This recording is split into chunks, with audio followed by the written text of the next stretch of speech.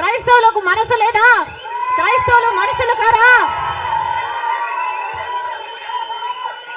మనుషులు చచ్చిపోతున్నా మీరు పట్టించుకోకుండా బీజేపీకి మద్దతిస్తున్నారంటే మీరు మనుషులు అవునా కాదా? టీడీపీ పార్టీ, జగన్ రెడ్డి గారు, చంద్రబాబు గారు సమాధానం చెప్పాలి, ప్రజలకు సమాధానం చెప్పాలి. మళ్ళీ చెప్తున్నాం, ఆంధ్ర రాష్ట్రంలో ప్రజల అందరినీ హెచ్చరిస్తున్నాం. బీజేపీ పార్టీకి, టీడీపీ పార్టీకి, వైసీపీ పార్టీకి పొత్తులు ఉన్నాయి.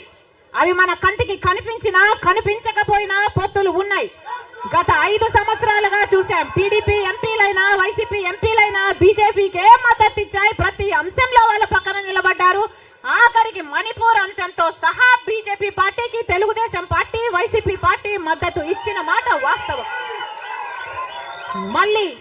మళ్ళీ ఆంధ్ర రాష్ట్ర ప్రజలు వైసీపీకి ఓటేసినా అది బీజేపీకే పడుతుంది.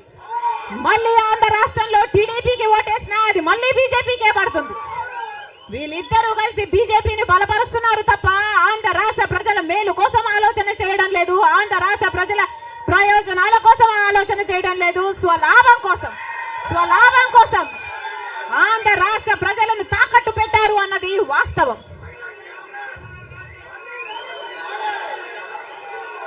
మళ్ళీ చెప్తున్నాం, రాజశేఖర్ రెడ్డి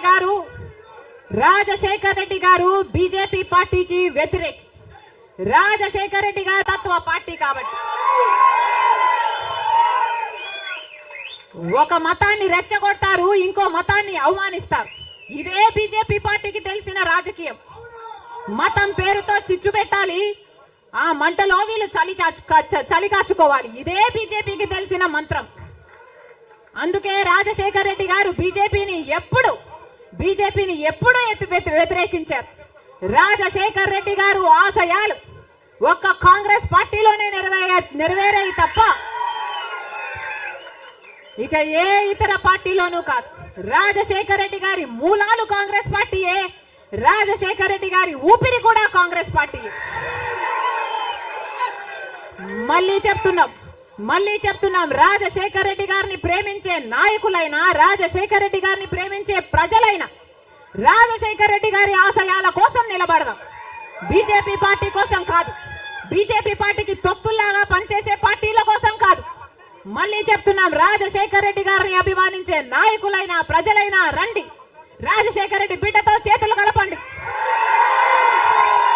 ఆంధ్ర రాష్ట్రంలో మళ్ళీ రాజశేఖర్ రెడ్డి గారి ఆశయాలను సిద్ధింపచేద్దాం. నేను రెడీ. మీరు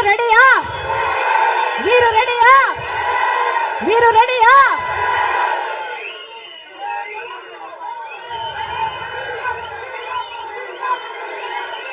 జోహార్ వైఎస్ఆర్. రాహుల్ గాంధీ నాయకత్వం వర్ధిల్లాలి.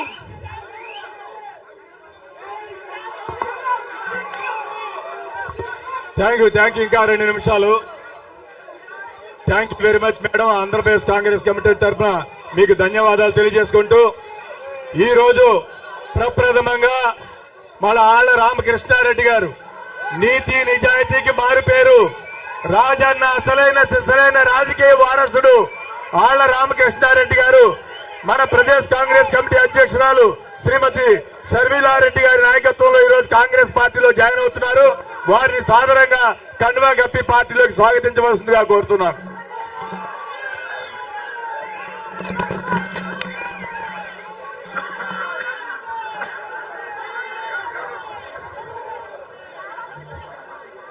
మన రాష్ట్రం ఏర్పడే నాటికి మన రాష్ట్రానికి ఉన్న అప్పులు 1,00,000 కోట్లు. చంద్రబాబు గారు ముఖ్యమంత్రి అయిన 5 సంవత్సరాలకి ఆయన చేసిన అప్పులు 1,00,000 కోట్లు. ఆ తర్వాత వైసీపీ ముఖ్యమంత్రి జగన్ రెడ్డి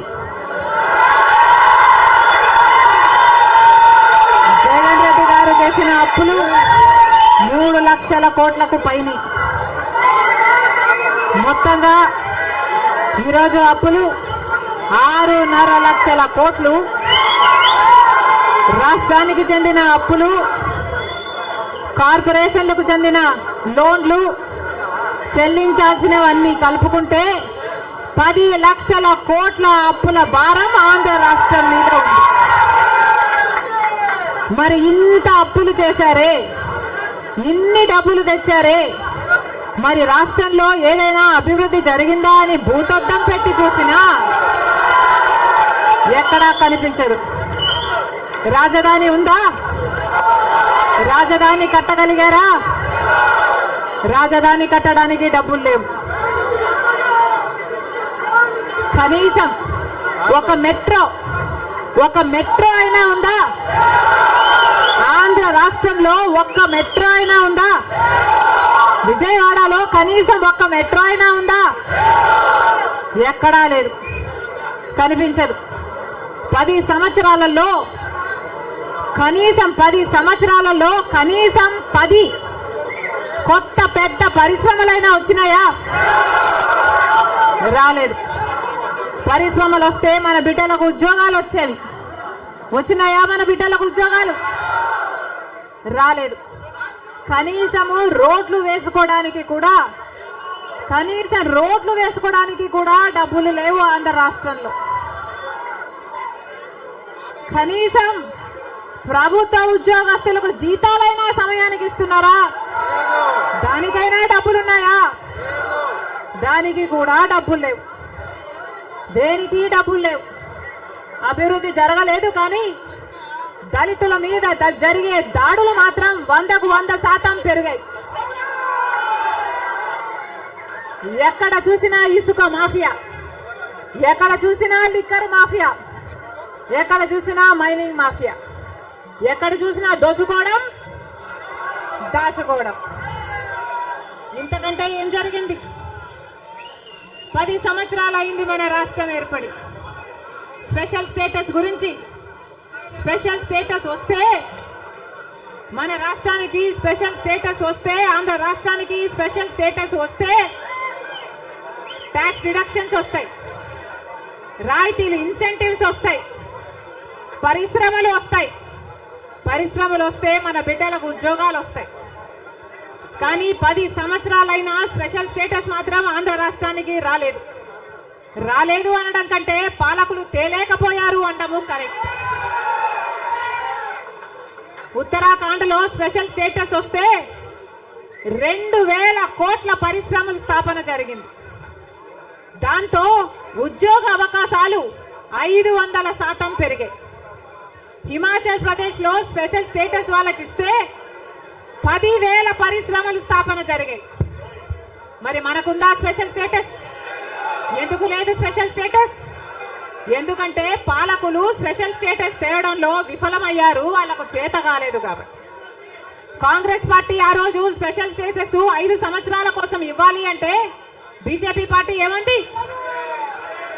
10 సంవత్సరాలు ఇవ్వాలి అని ఎలక్షన్లలో ఊదరగొట్టారు. 10 సంవత్సరాలు ఇస్తాము మేము అధికారంలోకి వస్తే అని. ఇక చంద్రబాబు గారు అయితే 15 సంవత్సరాలు మాకు స్పెషల్ స్టేటస్ కావాలి అని కొట్లాడాడు.